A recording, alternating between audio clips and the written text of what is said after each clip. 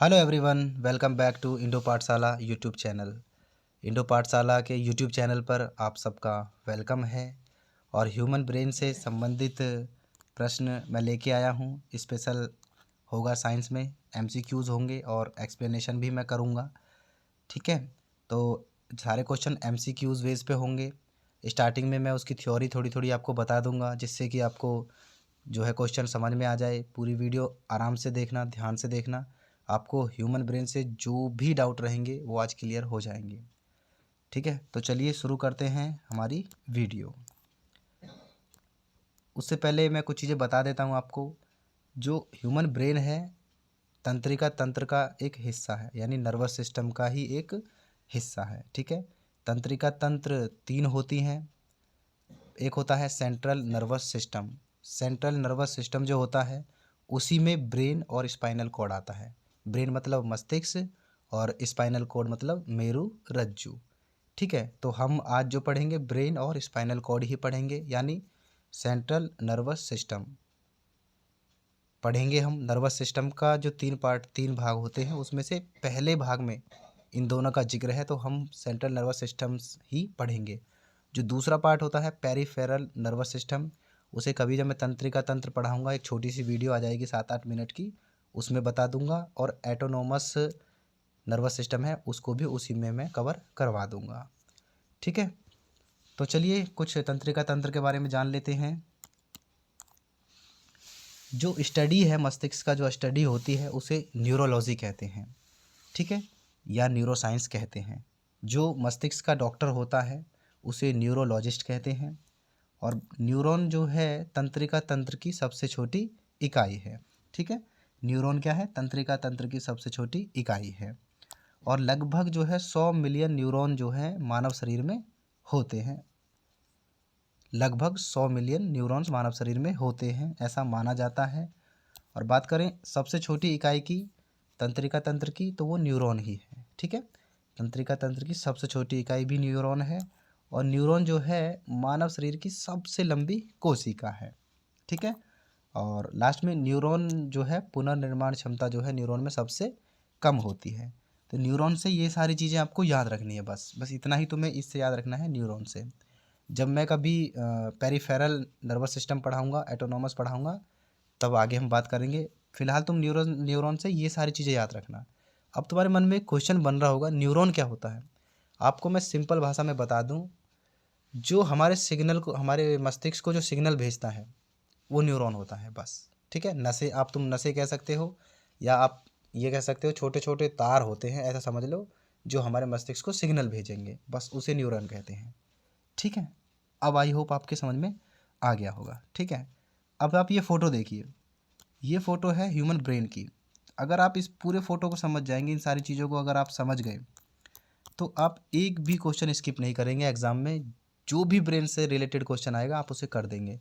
मैं इसको अभी समझाने वाला हूँ, आप इसको ध्यान से समझना चीज़ों को, तो आपको समझ में भी आएगा। ठीक है, देखिए, पहला क्वेश्चन ही फ्रेम होता है कि मानव का जो मस्तिष्क होता है वो कहाँ होता है। ठीक है, तो जो मानव का मस्तिष्क होता है ना, वो होता है कपाल में, यानी खोपड़ी में। हिंदी में अगर हम सरल भाषा में कहें तो कह सकते हैं खोपड़ी में होता है, लेकिन अगर विज्ञान की भाषा में कहें तो कपाल में या क्रेनियम में होता है।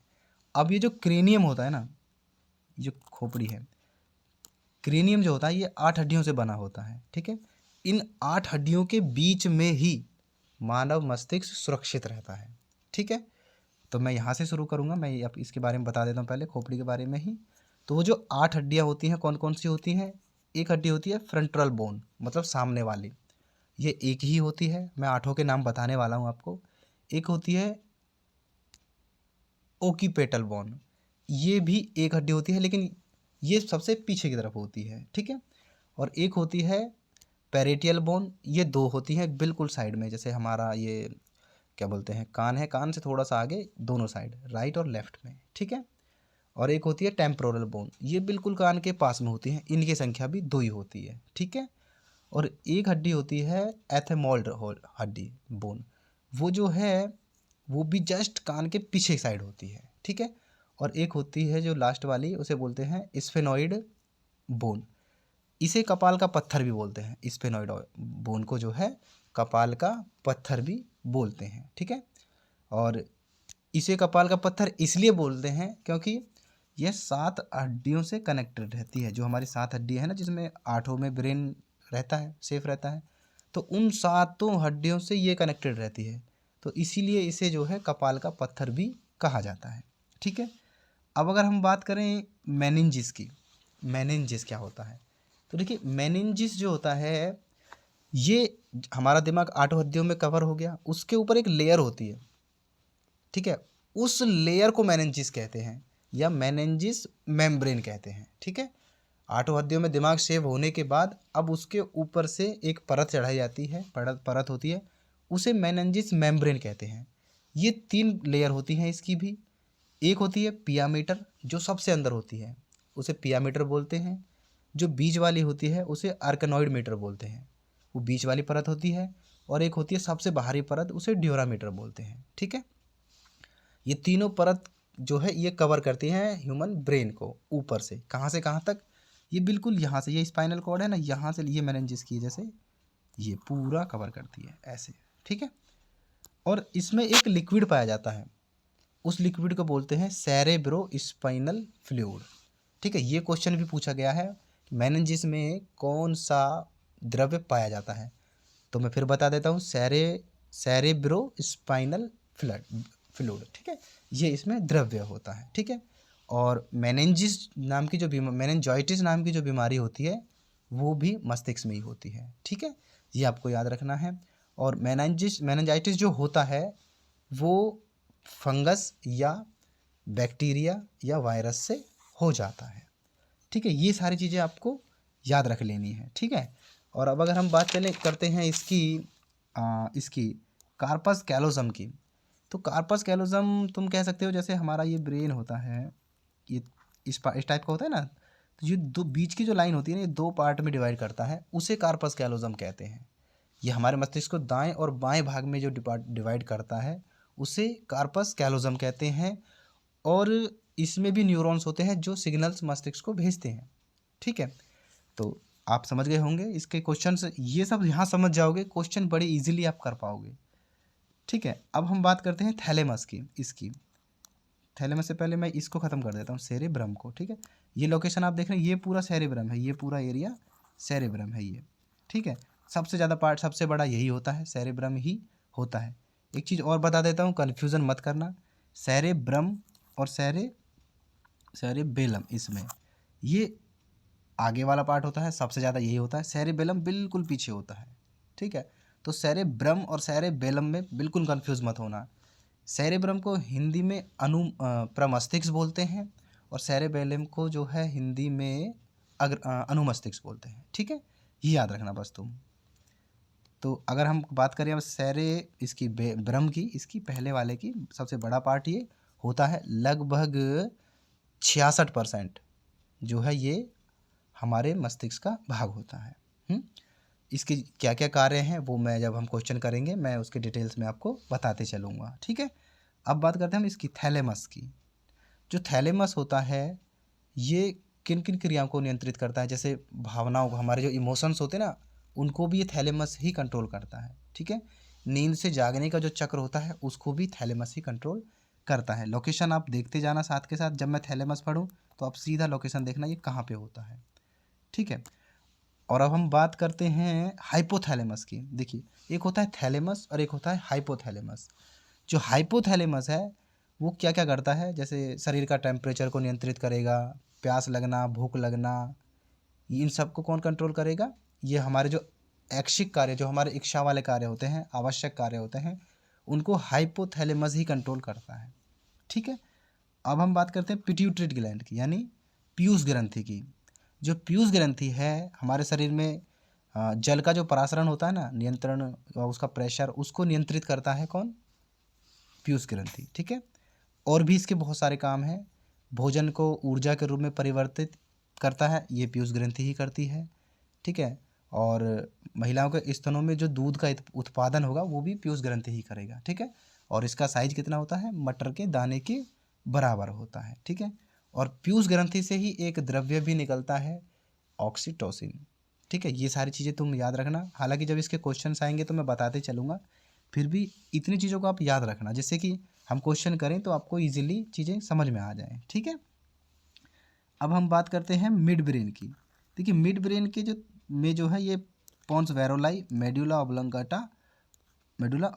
ठीक है, मेडुला ऑब्लोंगेटा जो है इसका अलग काम है। इसका काम क्या है, ब्रेन का सबसे निचला भाग होता है ये। ठीक है, मेडुला ऑब्लोंगेटा कौन सा, ये ब्रेन का सबसे निचला भाग होता है और ये बिल्कुल स्पाइनल कॉर्ड होता है ना, बिल्कुल उसके जस्ट उससे टच रहता है, उसके बिल्कुल समीप होता है। ठीक है, medulla oblongata.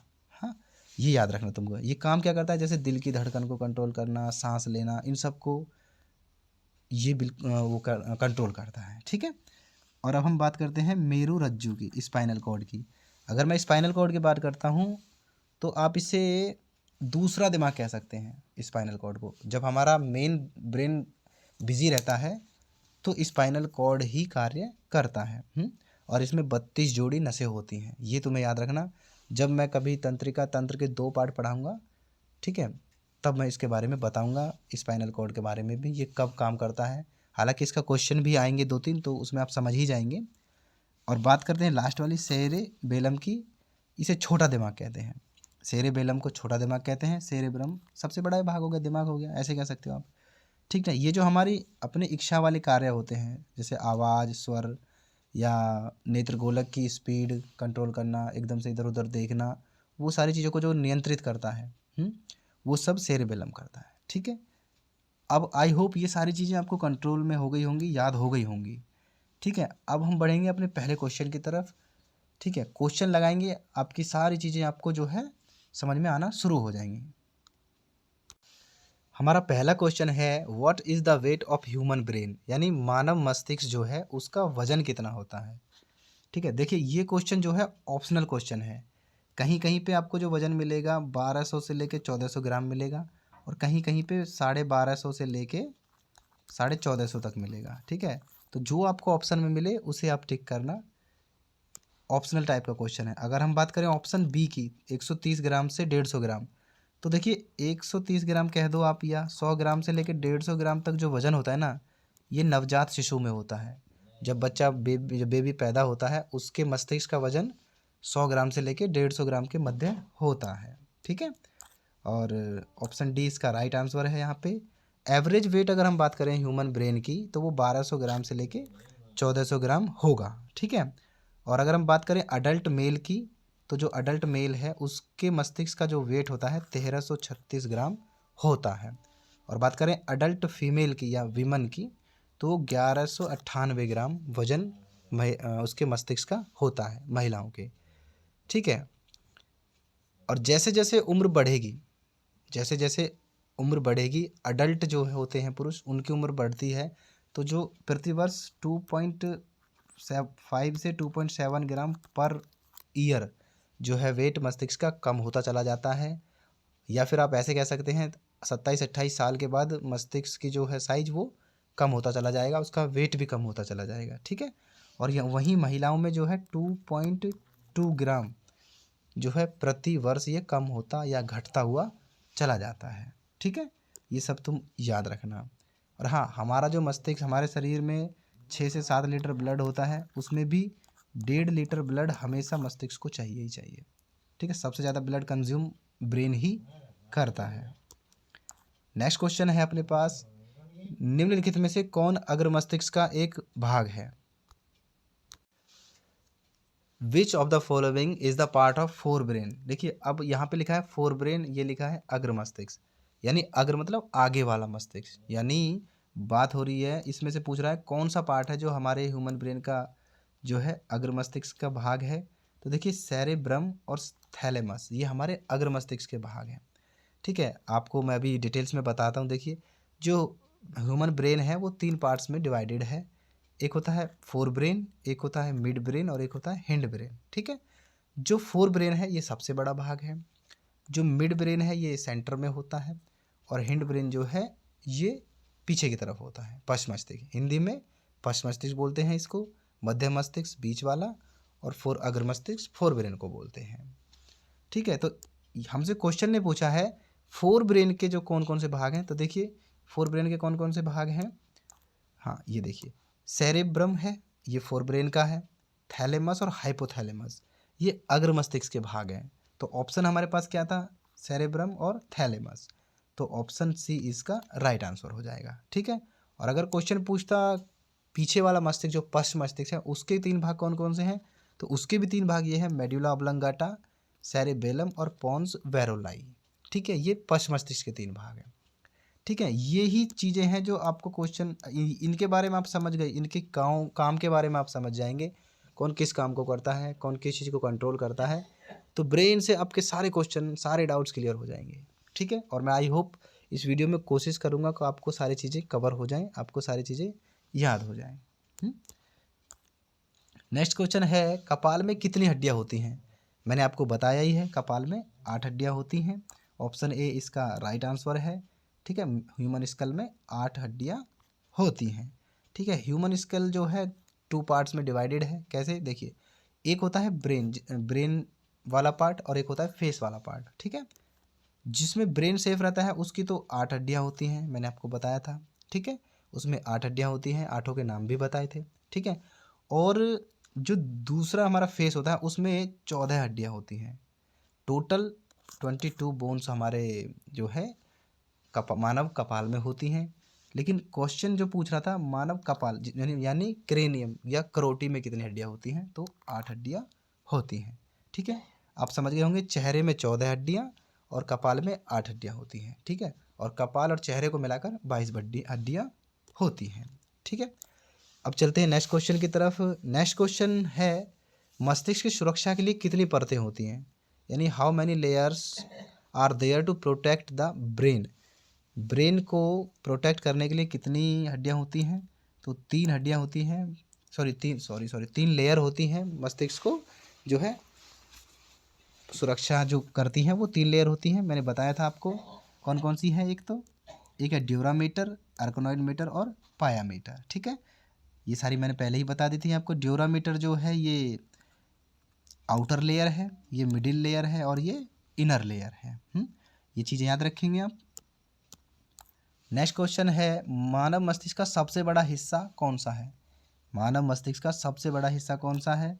So option D है सेरेब्रम। सेरेब्रम जो है मानव मस्तिष्क का सबसे बड़ा हिस्सा है।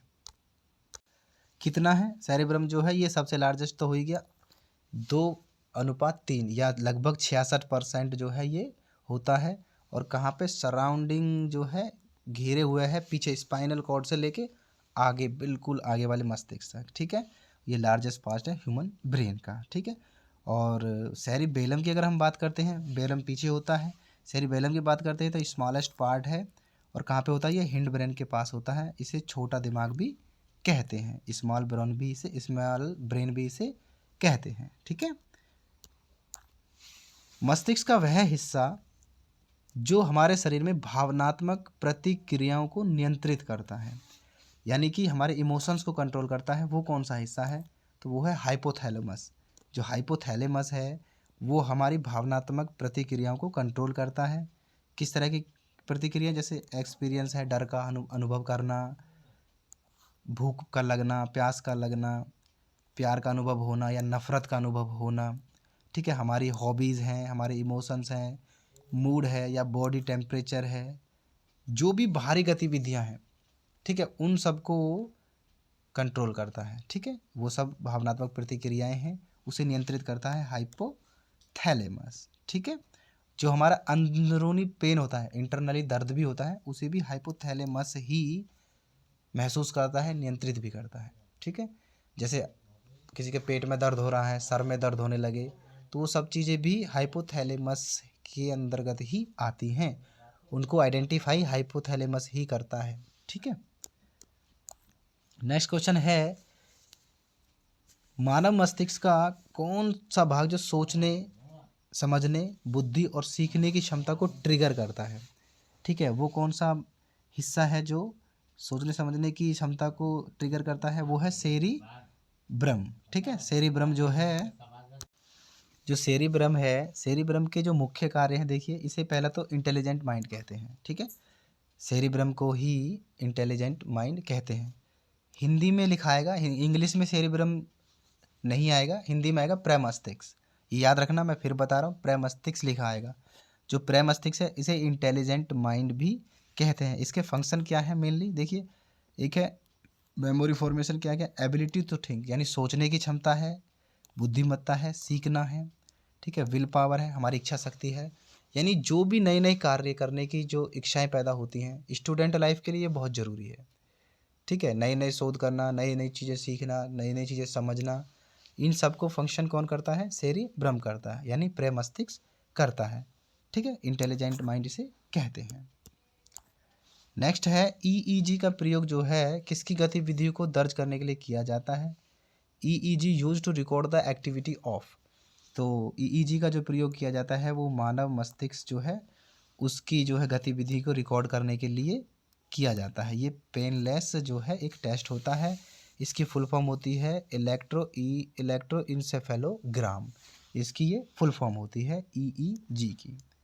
ठीक है, ये आप फोटो देख रहे हैं, यहाँ पे फोटो में इस तरह की मशीनरीज लगा दी जाती है। उसके बाद ये रीडिंग एक डिस्प्ले पे दिखाई जाती है, मस्तिष्क की जांच होती है इससे। ठीक है, नेक्स्ट क्वेश्चन है मानव शरीर का कौन सा अंग है जिसका प्रत्यारोपण नहीं किया जा सकता, यानी उसे ट्रांसप्लांटेड नहीं किया जा सकता।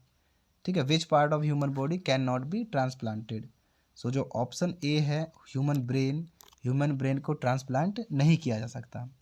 ठीक है, हालांकि वैज्ञानिकों ने कई बार ट्राई करने की कोशिश की है, जैसे 1970 में एक अमेरिकी न्यूरोलॉजिस्ट थे, सर्जन थे वो, उन्होंने, उनका नाम था शायद रॉबर्ट जोसेफ वाइट, हाँ, उन्होंने एक बंदर का सर काट के जो है दूसरे बंदर के सर पे लगाया था। तो बंदर कुछ दिन के बाद बंदर की जो है मृत्यु हो गई थी। ठीक है, तब से ये किया नहीं गया है। उसकी मृत्यु का कारण था उसकी जो प्रतिरक्षा प्रणाली थी ना उसकी बॉडी की, उन्होंने उसको एक्सेप्ट नहीं किया था। ठीक है, तो ह्यूमन ब्रेन को जो है चेंज नहीं किया जा सकता, उसको ट्रांसप्लांट नहीं किया जा सकता। ठीक है, और हाँ, ह्यूमन ब्रेन में जो है कोशिका विभाजन नहीं होता है, ये तुम याद रखना। अगर ह्यूमन ब्रेन में चोट वगैरह लग जाती है तो वो ठीक नहीं होती है। ठीक है, और ह्यूमन ब्रेन की फर्स्ट स्टेज जो होती है वो ब्रेन ट्यूमर होती है। ब्रेन ट्यूमर के बाद कैंसर होगा। हालांकि ह्यूमन ब्रेन इतना नाजुक होता है कि ब्रेन ट्यूमर तक कैंसर की तो नौबत ही नहीं आती, उससे पहले ही व्यक्ति मर जाता है। तो चलते हैं आगे नेक्स्ट क्वेश्चन की तरफ। नेक्स्ट क्वेश्चन है मानव शरीर के किस अंग की पुनर्निर्माण की क्षमता सबसे कम होती है। देखिए वही क्वेश्चन आ चुका है, which part of human body has least regenerative capacity.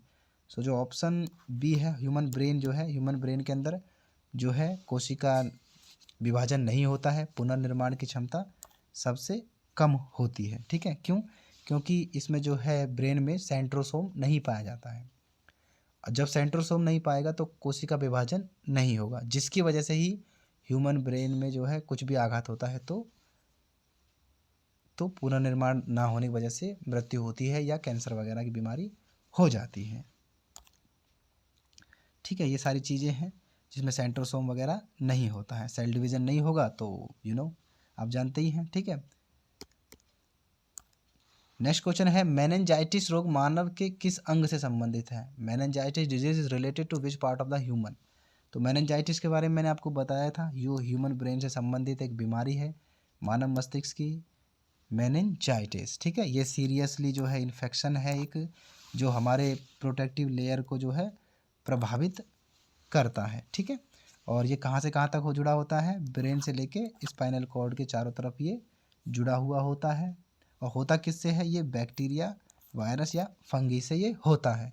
कभी कभी किसी की बुक में लिखा होता है ये वायरस से होता है, कहीं कहीं बैक्टीरिया होता है और कहीं कहीं फंगी। तो तीनों ही एक इसके कॉज होते हैं जिसकी वजह से हमें दिमागी बुखार हो जाता है या मेनिंजाइटिस हो जाता है। ठीक है, नेक्स्ट क्वेश्चन है मानव मस्तिष्क किस ढांचे में सुरक्षित रहता है। तो मानव मस्तिष्क आप जानते हैं क्रेनियम नाम की एक वो होती है, खोपड़ी बोलते हैं जैसे क्रेनियम, कपाल, उसमें ये सुरक्षित रहता है। ऑप्शन सी इसका राइट आंसर है। ठीक है, और इसी वजह से जो है चोटों का आघात वगैरह नहीं लगता, क्योंकि इसकी जो है 8 हड्डियाँ इसको प्रोटेक्ट करती हैं और इसी में जो हमारा दिमाग है सुरक्षित रहता है। तो इसीलिए जो है इसमें आघात का चांसेस बहुत कम होते हैं।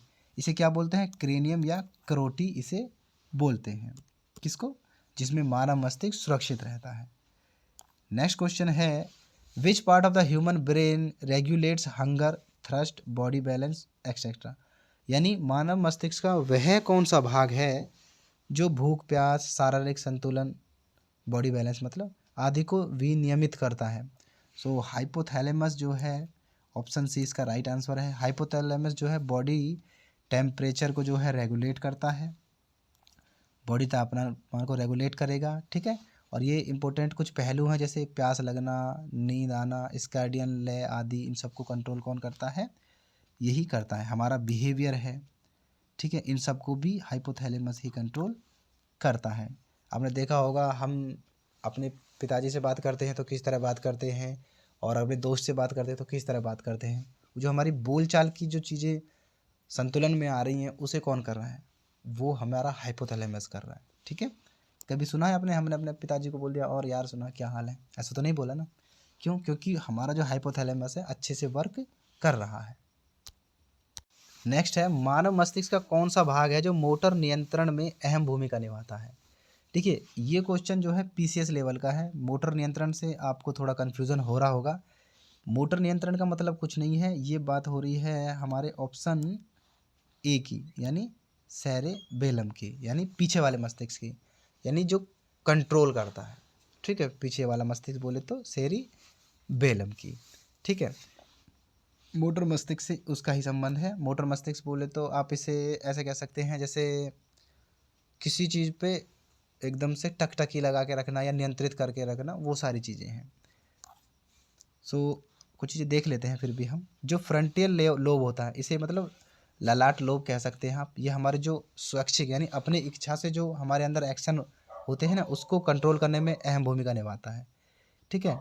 इसे प्राइमरी मोटर कॉर्टेक्स भी कहते हैं। हमारे जो भी मूवमेंट्स होंगे उनको यही कंट्रोल करेगा, जैसे चलना, चलने की गतिविधि हुआ, भाषा, निर्णय लेना, नियंत्रित करना, समस्या का समाधान करना, ये सब सारी चीज़ें जो हैं ये मोटर कॉर्टेक्स के अंतर्गत ही आती हैं, ठीक है। ये होता कहाँ है? हमारे जस्ट माथे के इस पीछे वाले हिस्से में। पीछे वाला हिस्सा कहाँ पे? पीछे वाला हिस्सा तो सेरिबेलम होता है, जहाँ पे मेडुला ऑब्लंगेटा होता है, ठीक है। तो ये मोटर नियंत्रण को कौन नियंत्रित करता है? सेरेबेलम। सेरेबेलम को क्या बोलते हैं? अनुमस्तिष्क, ठीक है। नेक्स्ट क्वेश्चन है, the cerebellum, medulla oblongata and the pons are the part of which brain. यानी सेरिबेलम, मेडुला ऑब्लंगेटा और पोन्स किस मस्तिष्क का हिस्सा है? तो आप देख रहे होंगे यहाँ पे, ये यहाँ पे फोर ब्रेन है, ये मिड ब्रेन है और ये हिंड ब्रेन है, ठीक है। ये जो ऑप्शन सी है इसका राइट आंसर है, ये इसके अंतर्गत ही ये आता है, ठीक है। हमारे जो ब्रेन है, मैं बंद कर देता हूँ थोड़ी देर, सॉरी यार ये कुत्तों की वजह से रोकना पड़ता है, भौंक जाते हैं ना ये। तो सेरिबेलम, मेडुला ऑब्लंगेटा और पोन्स जो है ये हमारे हिंड ब्रेन का हिस्सा है, ठीक है। जो हमारा हिंड ब्रेन है उसका ये पार्ट है। क्योंकि जो फोर ब्रेन के तो 3 पार्ट थे, मैंने बताया आपको। 3 पार्ट कौन सा? एक तो सेरिबेलम हो गया, एक हाइपोथैलेमस हो गया और एक थैलेमस हो गया। लेकिन बात कर हमसे पूछा जा रहा है सेरिबेलम का, यानी हिंड ब्रेन के 3 हिस्से कौन कौन से हो गए? 3 हिस्से हो गए, सेरिबेलम, मेडुला ऑब्लंगेटा और पोन्स बैरोलाई, ठीक है। तो अब ये आई होप आपको क्लियर हुआ होगा। आगे चलते हैं। मानव शरीर में पीयूष ग्रंथि होती है। जो मानव शरीर में पीयूष ग्रंथि होती है वो कहाँ होती है? वो ब्रेन में होती है। सो ऑप्शन बी इसका राइट आंसर है। पिट्यूटरी ग्लैंड जो है ये मटर के दाने के बराबर की होती है। इसका जो वेट होता है लगभग 0.6 ग्राम होता है। यह एक अंतःस्रावी ग्रंथि होती है, ठीक है। और ये जो हमारा हाइपोथैलेमस होता है ना, उसके निचले हिस्से के एकदम चोंच पे ये होती है, मतलब ऊपरी हिस्से पे ये होती है, ठीक है। और महिला में दूध वगैरह जो होता है प्रसव के समय पे एक हार्मोन से रिलीज़ करता है, वो सारे कार्य ये पिट्यूटरी ग्लैंड ही करती है, ठीक है। ऑक्सीटोसिन नाम का जो हार्मोन्स है वो पिट्यूटरी ग्लैंड से ही निकलता है। नेक्स्ट क्वेश्चन है, विच of the following is not a part of neuron. यानी निम्नलिखित में से कौन सा न्यूरॉन का भाग नहीं है? तो देखिए ये डेंड्राइट एक्सॉन और सेल बॉडी ये सारे जो है न्यूरॉन के ही पार्ट हैं, हमारे न्यूरॉन के यानी तंत्रिका के पार्ट हैं, लेकिन नेफ्रॉन जो है ये तंत्रिका का पार्ट नहीं है। सो ऑप्शन जो डी है इसका राइट आंसर हो जाएगा। ठीक है, न्यूरॉन जो वे कोशिकाएं होती हैं जो हमारी एक्टिविटीज़ को कहाँ पहुँचाती हैं, मस्तिष्क तक पहुँचाती हैं। ठीक है, और हमारे शरीर की सबसे लंबी कोशिका मैंने बता ही रखा है, न्यूरॉन होती हैं। ठीक है, और ये तंत्रिका तंत्र की एक यूनिट है या इकाई है, कौन, न्यूरॉन। ठीक है, नेफ्रॉन हमारे लीवर से संबंधित है। नेक्स्ट क्वेश्चन है केंद्रीय कोशिका प्रणाली का यानी सेंट्रल नर्वस सिस्टम का कौन सा भाग प्रतिवर्त क्रियाओं को नियंत्रित करता है, यानी कहने का मतलब है रिफ्लेक्स एक्शन को कौन सा पार्ट है जो हमारी माइंड का जो कंट्रोल करता है। सो जो ऑप्शन ए है स्पाइनल कॉर्ड जो है ये हमारे रिफ्लेक्स एक्शन को जो है कंट्रोल करता है। स्पाइनल कॉर्ड आप जानते होंगे पीछे वाली हड्डी होती है, पीछे वाला ब्रेन होता है, जिसमें जब हमारा ब्रेन बिजी रहता है ना तो तब स्पाइनल कॉर्ड ही वर्क कर रहा होता है। जो चीज़ें अचानक से होती हैं, जैसे हम कहीं खड़े हैं और हमें पीछे से कोई हाथ लगा दे तो हमें उस समय हमें जो एकदम से चौंके हैं ना वो हमारे स्पाइनल कॉर्ड के एक्टिव रहने की वजह से ही चौंक गए थे। ठीक है, तो केंद्रीय तंत्रिका तंत्र दो भागों में डिवाइड होता है, मैंने बताया है 2 पार्ट्स होते हैं। पहला पार्ट ब्रेन होता है और सेकंड पार्ट इसका स्पाइनल कॉर्ड होता है। ठीक है, ये हमारे रिफ्लेक्स एक्शन को कंट्रोल करता है और जब ब्रेन बिजी होता है तो यही वर्क कर रहा होता है। ठीक है, इसे सेकंड ब्रेन भी कहा जाता है। नेक्स्ट क्वेश्चन है महासंयोजिका यानी कॉर्पस कॉलोजम मानव शरीर में निम्नलिखित में से किस अंग से संबंधित है। Corpus callosum is associated with which of the following organ in the human body. So option C इसका राइट आंसर है, ये मानव मस्तिष्क से ही संबंधित है। आपको याद होगा मैंने एक वो बताई थी आपको, इस तरह मानव का जो मस्तिष्क होता है टू पार्ट में जो मस्तिष्क को डिवाइड करता है उसे कॉर्पस कैलोजम कहते हैं। ठीक है, इसके ऊपर भी न्यूरॉन्स की लेयर होती है। नेक्स्ट क्वेश्चन है, लास्ट क्वेश्चन है ये, इसके बाद मस्तिष्क से जो भी क्वेश्चन आपके अगर छूट रहे हैं तो आप कमेंट करना, बताना मुझे, मैं आपको कमेंट बॉक्स में ही रिप्लाई कर दूंगा अपनी आईडी से ही। सेरिबेलम सिर के पिछले हिस्से में और सेरिब्रम और ब्रेन स्टेम के बीच होता है। यह डैश करता है, मतलब ये क्या करता है सेरिब्रम के, ये कंफ्यूज मत होना, क्वेश्चन सेरिब्रम और ब्रेन स्टेम के बारे में नहीं पूछ रहा है, क्वेश्चन पूछ रहा है सेरिबेलम सिर के पिछले हिस्से में होता है, यह क्या मदद करता है। ठीक है, सो जो ऑप्शन अपने पास डी है वॉलेंट्री मूवमेंट, यानी हमारी जो स्वैच्छिक इच्छाएं होती हैं उनको ये कंट्रोल करता है। क्या करता है, सेंसरी सिस्टम जो है उसको बैलेंस करता है और हमारे कोऑर्डिनेशन में मदद करता है। ठीक है, हमारी ऐच्छिक जो पेशियां होती हैं उनको ये कंट्रोल करता है। ठीक है, हम जैसे रात को सो रहे हैं एकदम से उठ के चलते हैं, गिर तो नहीं जाते, किसकी वजह से, इसकी वजह से, सेरिबेलम की वजह से ही। तो ये हमारी जो भी ऐच्छिक एक्टिविटीज़ हैं उनको ये नियंत्रित करता है। ठीक है, आखिरी क्वेश्चन है ये आपके लिए मैंने पूछा है, क्वेश्चन ऑफ द डे है, तुम सबके लिए है। आई होप आप इसका आंसर करेंगे और कमेंट में मुझे बताएंगे। क्वेश्चन है गंध की जो अनुभूति है किसके द्वारा की जाती है, यानी कि the sense of smell is carried out by, किसके द्वारा हमें गंध की अनुभूति होती है।